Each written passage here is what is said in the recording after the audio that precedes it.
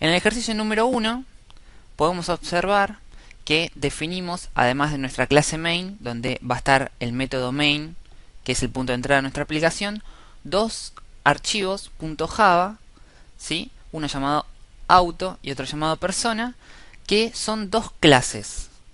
Si vemos el contenido de la clase persona, podemos ver que tiene dos atributos de instancia, uno llamado nombre, que es del tipo string, y otro llamado edad, que es del tipo int.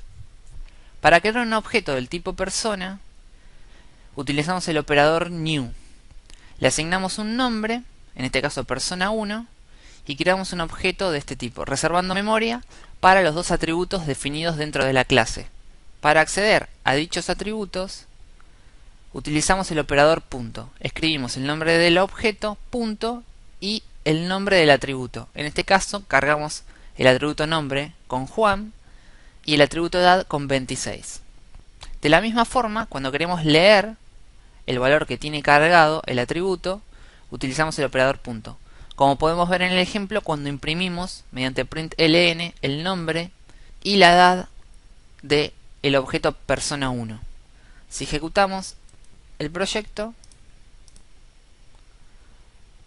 podemos ver que se imprime nombre Juan, edad 26, que son los valores que tiene cargado el objeto.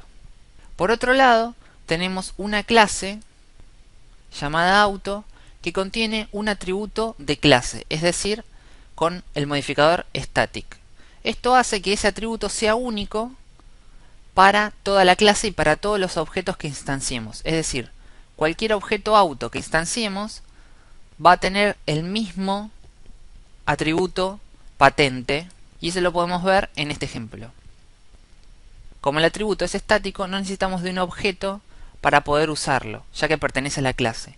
De modo que, otra vez, utilizando el operador punto y antes poniendo el nombre de la clase, podemos acceder al atributo y cargarlo, en este caso con ABC508. De la misma forma, para leer el atributo, utilizamos el operador punto, en este caso lo estamos imprimiendo mediante println. Para demostrar que el atributo es el mismo para todas las instancias de los objetos que creemos, vamos a crear un objeto auto1 y vamos a imprimir el atributo patente de ese objeto auto1, y vamos a ver que ya va a estar cargado con el valor ABC508, ya que hace referencia al mismo atributo patente de la clase. Si ejecutamos el ejemplo, podemos ver que en patente leída desde la clase obtenemos ABC508 y en patente leída desde la instancia de auto1 obtenemos el mismo valor. En el ejemplo número 2 podemos observar que también tenemos una vez más dos clases, una llamada persona y otra llamada auto. En este caso, la clase persona va a tener un atributo de instancia llamado edad y un método de instancia llamado imprimir edad, que va a imprimir el valor de ese atributo de instancia edad. Al crear un objeto, en este caso persona 1, y asignarle la edad 26, luego podemos llamar al método imprimir edad desde ese objeto, con el operador punto. Eso va a hacer que se imprima por pantalla la edad de 26. Si creamos otro objeto persona, que le asignamos otra edad y ejecutamos el mismo método, pero desde el objeto persona 2 en vez de desde el objeto persona 1, vamos a ver que ahora el resultado de la operación va a ser la impresión de la edad 45. Ejecutamos el proyecto y podemos ver las dos salidas por consola, en un caso imprimiendo 26 y en el otro 45. La clase auto contiene, además de el atributo estático patente, un método estático llamado imprimir patente, que va a imprimir el valor del atributo estático patente. Como el método es estático, no es necesario crear un objeto para poder ejecutar el método. En este caso podemos ver que llamamos al método imprimir patente utilizando la clase auto. También podemos llamar al método imprimir patente por medio de los objetos. Como el método es estático y el atributo que imprime es estático, vamos a ver el mismo resultado, no importa de qué objeto auto llamemos al método. Ejecutamos el proyecto y podemos ver que las tres salidas por pantalla de la patente imprimen el mismo valor. En el ejercicio número 3 vemos que tenemos una clase persona que contiene dos atributos, pero en este caso son privados, nombre y edad, por lo que definimos métodos públicos para acceder y para setear los valores de estos dos atributos. En el caso de nombre tenemos getNombre y setNombre, y en el caso de edad tenemos getEdad y setEdad. Es importante remarcar que en el caso de que dentro de un método exista una variable con el mismo nombre que un atributo, como podemos ver por ejemplo en edad, que existe el atributo, que es el que está en azul, y existe la variable local del método setEdad, que también se llama edad. Para resolver la ambigüedad se utiliza la palabra reservada this para distinguir entre el atributo de clase y la variable del método.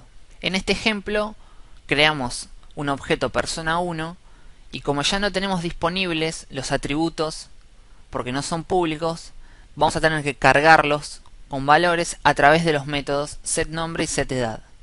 Y para poder leer los valores de esos atributos vamos a utilizar los métodos getNombre y getEdad.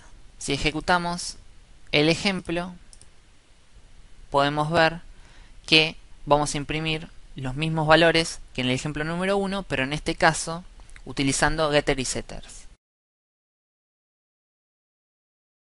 En el ejemplo número 4, una vez más tenemos la clase persona, pero esta vez tenemos los dos atributos de instancia nombre y edad privados y un constructor. Un constructor es un método que no devuelve nada y que se ejecuta cuando creamos un objeto con el operador new.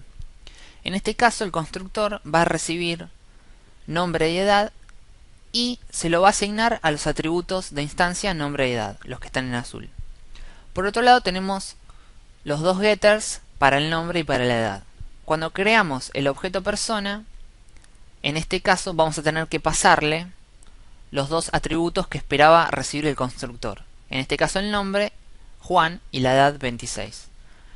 Y luego, para acceder a los atributos, utilizamos los getters, getNombre y getEdad. Si ejecutamos el código,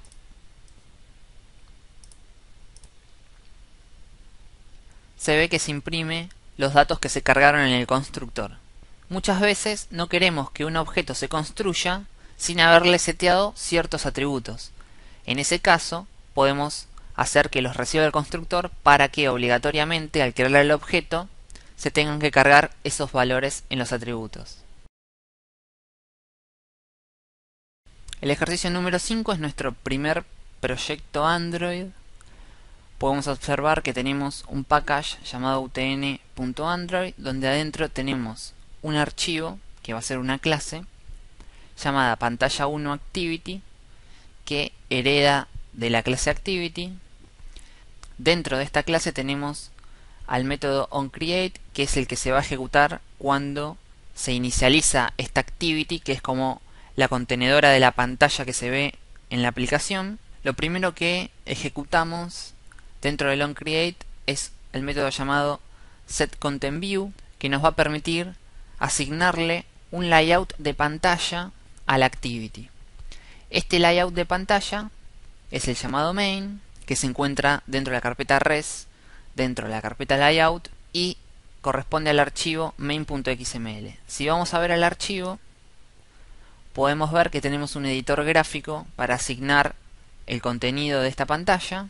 A la derecha podemos ver una descripción con un árbol de cuáles son los objetos que están contenidos dentro de este XML. Podemos ver que tenemos un linear layout y dentro del linear layout tenemos dos objetos del tipo TextView. Si queremos editar el archivo XML, en la lengüeta que está debajo, donde puedo elegir entre Graphical Layout y Main.xml, si elegimos Main.xml vamos a la vista textual del archivo, donde podemos ver que tenemos un tag de Linear Layout y dentro del Linear Layout dos tags de TextViews. Cada uno tiene asignado un ID mediante el atributo ID, en este caso TextView1 y TextView2, y este va a ser el contenido que se va a mostrar dentro de la pantalla de nuestra activity. Como tenemos una sola activity, esta va a ser la que se ejecute cuando inicie nuestra aplicación. Si volvemos al archivo pantalla1activity.java, al ejecutar el método setContentView, le estamos diciendo al sistema que lea el archivo XML y haga todos los news de todos los objetos que están definidos en el mismo y que se van a mostrar en pantalla. Es decir, que nosotros nunca tenemos que crear los objetos que se están viendo en pantalla. Para obtener referencias de esos objetos, vamos a utilizar el método findViewById, que está definido en la clase padre activity. Le vamos a pasar los IDs que definimos en ese XML para cada view, en este caso para el TextView1. El método findViewById va a devolver un objeto del tipo view, que es la clase padre de todos los objetos que van en pantalla. Como nosotros sabemos que lo que estamos buscando es un TextView, vamos a castear ese objeto view a el tipo hijo TextView y lo asignamos a un puntero del tipo TextView llamado TextView1. Recordemos que todos los objetos son punteros. Una vez que tenemos la referencia de ese objeto TextView que está en pantalla, al ejecutarle al método setText podemos cambiarle el contenido del texto que está mostrando. En este caso le estamos colocando hola mundo. Es importante destacar que por cada ID que nosotros definamos para cada objeto, en este caso TextView1 y TextView2, se va a generar en una clase que se genera automáticamente, que es la clase R, que encontramos dentro de la carpeta gen. Esa es la clase R. Y dentro de la misma vamos a encontrar las definiciones de todos los IDs de todas las cosas que coloquemos en pantalla. Ahí podemos observar el número que corresponde al TextView1 y al TextView2. Desde el código Java vamos a utilizar esta clase R para referirnos a todas las cosas que estén definidas en los archivos XML. En este caso usamos r.layout.main para referirnos al archivo main.xml y utilizamos r.id.textview1 para referirnos al TextView que está dentro de main.xml. Para ejecutar el proyecto hacemos clic derecho sobre el mismo, Run as Android Application. Eso nos abrirá el emulador y la aplicación comenzará. En este caso podemos observar que el primer TextView va a tener el contenido que nosotros seteamos por código, en este caso hola mundo.